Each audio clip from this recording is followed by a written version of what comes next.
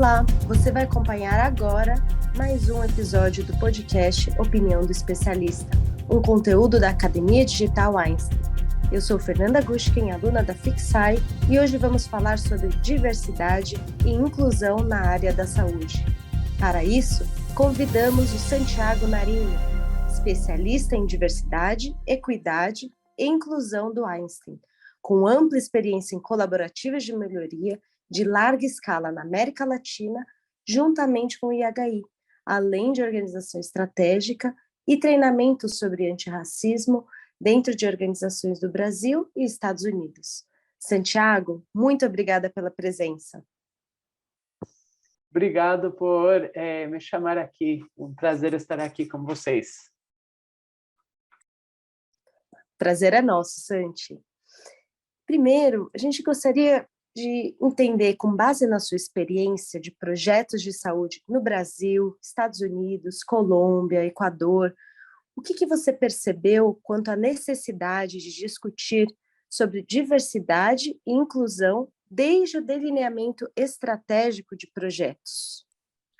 Claro, então acho que isso é uma jornada que começa com uma jornada autorreflexiva de cada um de nós, né? A gente precisa entrar com esse olhar crítico do que a gente vem normalizando na sociedade como normal, como a gente deveria ser, e desconstruir isso um pouco. Isso vem muito com minha história da vida. Eu sou um imigrante da Colômbia, eu mudei para os Estados Unidos quando eu tinha 8 anos, e aí isso mudou a minha visão do mundo e como isso se manifesta no dia a dia.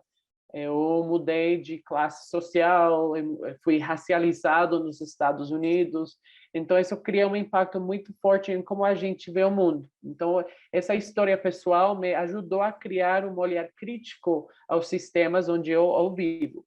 Para responder à pergunta específica sobre quando eu percebi discutir sobre diversidade e inclusão, eu venho com um olhar de justiça social desde a faculdade muito forte, porque a gente sabe que as inequidades nos sistemas, seja político, saúde, artes, educação, todas essas inequidades têm sido intencionalmente criadas pelas instituições e pelos governos que a gente vive. Isso pode ser na Colômbia, pode ser Equador, pode ser Estados Unidos, pode ser Brasil.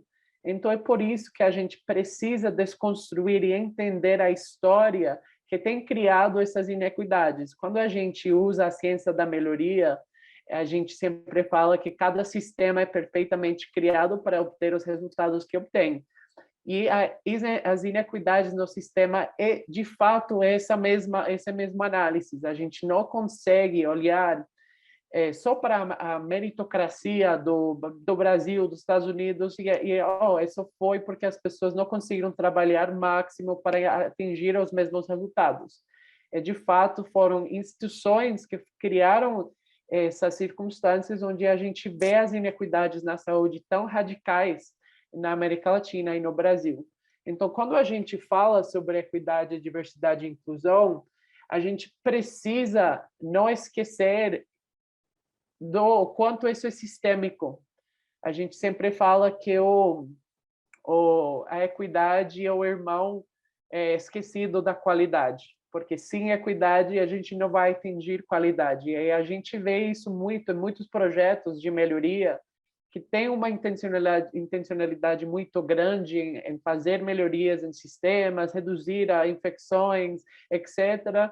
Mas se a gente não tem um olhar para as pessoas mais vulneráveis do sistema, a gente não vai conseguir melhorar para todo mundo. E isso se manifesta muito bem com o índice de morte materna no Brasil. Esse índice de morte materna nos últimos 10 anos vem descendo. Obviamente, nos últimos 3, 4 anos ele subiu um pouco, mas veio descendo. Mas para quem está descendo? A maioria dessas reduções de morte materna foram em mulheres brancas. E isso foi por questões de melhoria em qualidade, em diferentes acessos, etc. Mas as mulheres negras continuam com um índice de morte materna muito alto. Então, tudo isso se conecta. Se a gente está trabalhando um projeto de melhoria, qualidade na saúde, e a gente não tem um olhar para as pessoas mais vulneráveis do sistema, a gente vai melhorar o sistema para as pessoas privilegiadas e não para todo mundo. Então, é por isso que a gente precisa ter esse delineamento estratégico dos projetos, esse olhar para as populações mais vulneráveis do sistema, que têm sido oprimidas pelas instituições que a gente vê e vive todos os dias. Excelente, Santi. Realmente o que você mencionou de ter equidade, ser um pressuposto para conseguir uma boa qualidade em saúde é essencial, porque, como você mencionou, os dados mostram, a gente tem que ter esse olhar atento para diversas populações e exige um papel de desconstrução do que a gente vivencia, entender que algumas populações são mais vulneráveis, os líderes precisam ter um papel ativo de buscar como oferecer um cuidado mais próximo, mais contínuo, e com a ciência da melhoria, exatamente a gente consegue identificar se os resultados estão surtindo os efeitos que a gente busca. E agora, você pode explicar como que são as frentes de atuação do Programa de Diversidade e Inclusão do Einstein? Claro, o programa começou em 2019, a gente vem trabalhando, na realidade, minha equipe vem trabalhando as questões, eu acabo de começar, mas minha equipe vem trabalhando várias áreas estratégicas. A gente tem uma estrutura que tem um comitê de diversidade e inclusão, que são líderes do hospital inteiro, público e privado, que ajudaram a criar essa estratégia de como agir. A gente tem os grupos de afinidades, que são 5 grupos de afinidades, são o grupo de equidade de gênero, o grupo de pessoas com deficiência, o grupo de etnias, o antirracismo, o grupo de gerações e o grupo de LGBTQI+. Então, tem 5 focos em populações que têm sido minorizadas no Brasil, e cada um desses grupos tem 2 líderes que trabalham com um grupo mais amplo de funcionários para olhar as políticas, para olhar os processos, com um olhar de equidade. Um exemplo muito prático é o grupo de afinidade de equidade de gênero está trabalhando para pensar como a gente pode dar mais licença de paternidade para pais também, além das mães, porque a gente entende que a gente vive uma sociedade onde esse trabalho de ser pai e mãe é dividido igualmente, ou preferivelmente é. Então, a gente está olhando isso com um olhar crítico e a gente está mudando pouco a pouco algumas coisas mais fáceis que outras, etc. Então, a gente tem esse olhar nesses grupos, cada grupo tem oportunidades para criar consciência no hospital, com os líderes, etc., para que as pessoas vão entendendo um pouco como fazer esse trabalho.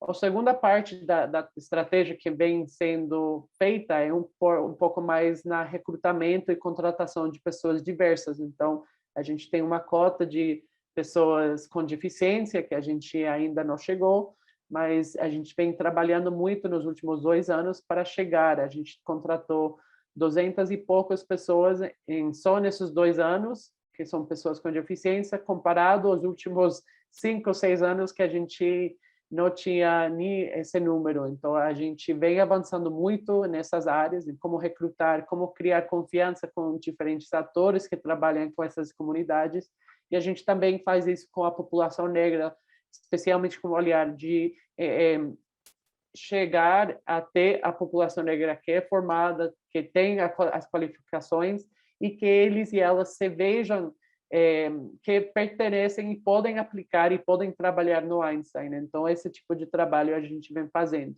Então, esse é o trabalho que vem sendo fazendo, um olhar bastante corporativo. A gente está mudando um pouco a estratégia, a gente entrou num processo de renovação dessa estratégia, a gente tem 7 pontos estratégicos, que algumas coisas são parecidas. A primeira é recrutar, contratar e reter colaboradores diversos e qualificados. A segunda é estabelecer uma equipe diversa de gestores que tenha metas claras de equidade, diversidade e inclusão, centrando uma cultura inclusiva de dignidade e respeito. A terceira é cultivar uma cultura de aprendizagem, usando a ciência da melhoria, centrando nas vozes das pessoas mais vulneráveis do sistema e na comunidade. A quarta é adaptar os serviços assistenciais a serviços assistenciais para que sejam centrados em equidade e culturalmente apropriados para as populações mais vulneráveis do sistema. A quinta é fomentar uma cultura de dignidade, respeito e pertencimento. A sexta é incorporação de dados estratificados para uma melhoria contínua e entendimento do sistema. E a última é criar espaços de criação de consciência sobre equidade, diversidade e inclusão. Então, esses são os 7 pontos que a gente vai estar focando e se conecta muito com o trabalho que a gente via fazendo. Mas agora é um pouco mais solidificado, a gente incorpora a equidade em saúde um pouco mais forte agora, e a gente, de fato, quer criar uma cultura de aprendizagem, porque, como eu falei no início, é uma jornada interpessoal, individual e também sistêmica, que todos dentro do hospital precisam entrar. Então, essa é a nossa visão aí. Muito interessante, Santi. Pelo que você comentou, realmente é uma estrutura bem robusta que vocês vêm fazendo diversas iterações, com certeza com feedbacks contínuos, tanto de pacientes quanto dos colaboradores, e é muito bom ver que, além de uma cultura bem data-driven, muitos dados sendo coletados, vocês também promovem essa discussão aberta. Os gestores têm que colocar na pauta das reuniões, nas metas, promover o ambiente de mais equidade. Muito bom. E com base no case do Einstein, com tudo que vocês já estão construindo já há alguns anos, quais recomendações que você teria para lideranças de outras instituições que também são da área da saúde, para que eles consigam também nortear um ambiente acolhedor para pacientes e colaboradores, sejam eles negros, LGBT, pessoas com deficiência, pessoas de diferentes gerações, para mulheres? Quais seriam as principais dicas? Claro, então acho que a primeira coisa é começar essa jornada de entender como o sexismo, homofobia, racismo, capaciticismo existe nas áreas de trabalho e como a gente vem normalizando isso. Isso é uma desconstrução que precisa ser feita pelos líderes primeiro, e muitas das pessoas falam, nossa, eu não sei como começar, eu não sei onde fazer, mas é de fato uma pesquisa assim muito simples do Google que a gente pode começar a entender essas realidades. No YouTube tem muitos artigos, muitos livros simples de aprender, e aprender um pouco e desconstruir essa história do Brasil para a gente entender o contexto inicial. Então, essa é a primeira coisa, começar essa jornada individual. A segunda coisa é ter um olhar específico e se perguntar quem são as populações mais vulneráveis dentro do meu sistema, e fazer isso com sua equipe, fazer uma análise de quem são essas pessoas. Dentro do seu sistema público, talvez sejam a população trans, as populações de moradores de rua, em termos de pacientes, e em termos de colaboradores, fazer a mesma pergunta. Quem são as pessoas que a gente não vê na liderança? Então, fazer uma análise de quem está na mesa. Vocês têm 2% de colaboradores negros, mas o Brasil 50%? Por quê? Então, fazer essas perguntas críticas sobre o estado atual dos colaboradores. Quem está, quem não está na mesa e por quê? E fazer essa análise, isso ajuda a gente a entender como que está o sistema atual e como que está aí. Além disso, é muito importante que as pessoas comecem a estratificar os dados por raça, cor e por identidade de gênero. Isso nos ajuda a entender o quanto, por exemplo, a maioria das organizações e unidades tem pesquisas de clima, pulse surveys, que ajudam a entender as percepções desses colaboradores dentro da área de trabalho e ajudam a entender o quanto isso é diferente entre diferentes identidades. Então, esses são os passos mais básicos que a gente pode fazer que nos ajudam a ter um entendimento, tirar a venda dos olhos e, de fato, ver o nosso sistema e como se manifesta entre as diferenças que já existem. Então, esses 3 pontos são fundamentais para iniciar esse trabalho. Obviamente, tem uma jornada a mais que a gente pode explorar com certeza, mas esses 3 passos são fundamentais. Ótimo, Santi. Você gostaria de fazer alguma consideração final para o público? Eu acho que sim, acho que tem um recurso muito legal que é do hospital, do American Hospital Association, a Associação Hospitais dos Estados Unidos. Eles têm um framework muito bom de como fazer esse trabalho na área da saúde.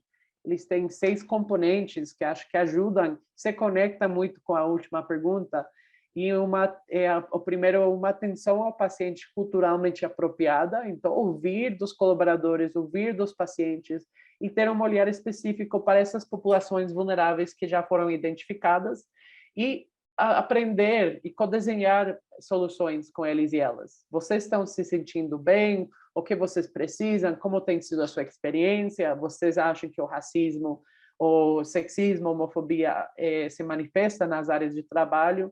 A gente precisa estar confortáveis falando sobre o desconfortável. E a gente sempre fala isso para todo mundo. A gente precisa tirar o tabu de falar sobre o racismo, precisa tirar o tabu de falar sobre o sexismo, a homofobia, e, de fato, trazer essa conversa na pauta. Então, essa atenção ao paciente culturalmente apropriada, que é o primeiro passo aí, é fundamental a gente tirar esse tabu e começar a conversar sobre. O segundo passo é a recopilação de dados para impulsar a ação. Eu já falei sobre isso, a importância disso. A terceira, a colaboração e codesenho comunitária para soluções.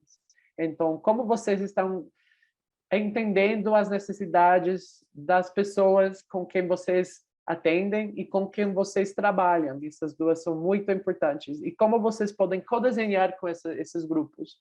E as últimas 3 são políticas da organização, que se focam em equidade e inclusão, como contratação, etc., como a gente vê no Einstein. A quinta é representação diversa em liderança e governança. Então, fazer essas perguntas críticas. A sua liderança é 100% homem? Por quê? É ter esse olhar crítico. Por que isso aconteceu? O que está deixando isso acontecer? E a última é responsabilidade sistêmica e compartilhada. Todos nós precisamos estar nesta jornada, priorizando essas questões, porque sem equidade a gente não vai ter qualidade. Então, a gente precisa ter isso muito, muito forte em nossos planos estratégicos, nossas metas, etc. Ter a equidade centrada em como a gente atende um melhor cuidado para todos e todas. Muito obrigada mesmo, Santiago, pela sua participação, uma discussão muito rica e aprofundada sobre os diversos processos que vocês estão fazendo, trabalhando dentro desse programa de diversidade e inclusão. Com certeza é uma inspiração para muitas organizações e é um orgulho para a nossa instituição ver o que vocês estão fazendo. Esperamos que tenha gostado. Opa, pode falar. Eu só queria agradecer a oportunidade de estar aqui com vocês e fico à disposição. Acho que, como eu falei, isso é uma responsabilidade de todos nós estarem nessa jornada e a mais pessoas que estejam, é o melhor trabalho que a gente pode fazer. Ótimo, com certeza, Santi. Esperamos que tenha gostado do episódio. Para conhecer mais conteúdos gratuitos oferecidos pela Academia Digital Einstein, acesse academiadigital.einstein.br.